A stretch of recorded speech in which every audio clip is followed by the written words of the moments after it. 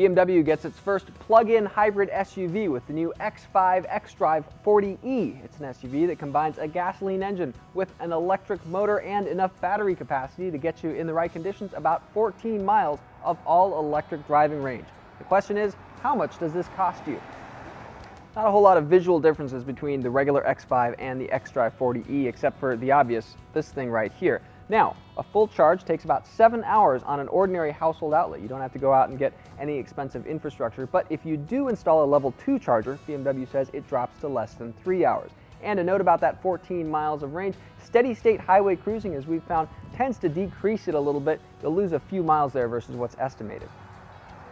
There's an eDrive button here near the center console that can minimize or maximize electric power, and you can kind of mix and match that with some of the X5's driving modes. Now, about this full electric driving range, it does require a pretty light touch on the gas pedal. Even a modest prod on the pedal will fire up the gasoline engine, which is an important safety feature in the name of acceleration if you got to get out of the way of something.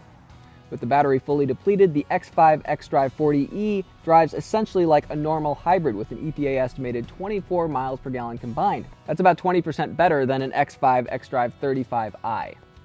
The lithium-ion battery sits underneath the floor of the X5, so you can't get an optional third row seat, an optional spare tire. Those are both features you can get in conventional gasoline X5s, but still pretty good cargo numbers back here. About 34 cubic feet behind the rear seats. You drop them down, there's more than 70 cubic feet of maximum room with all the seats folded. Pretty good for this competitive set, which brings us to some numbers. How much does all of this cost? Well, the X5 xDrive 40e runs about $63,000 to start.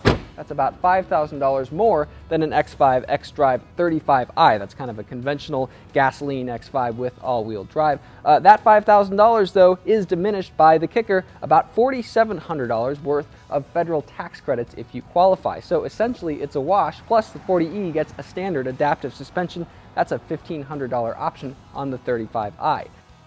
Now that doesn't necessarily make the X5 plug-in hybrid cheap. Conventional luxury hybrid SUVs like the Lexus RX 450h, the Infiniti QX60 hybrid, those are thousands of dollars less even after you factor in the tax credits for something like this. But I gotta say, if you're actually just shopping for an X5, the xDrive 40e certainly a viable possibility. Even though gas prices are low right now, definitely something worth checking out.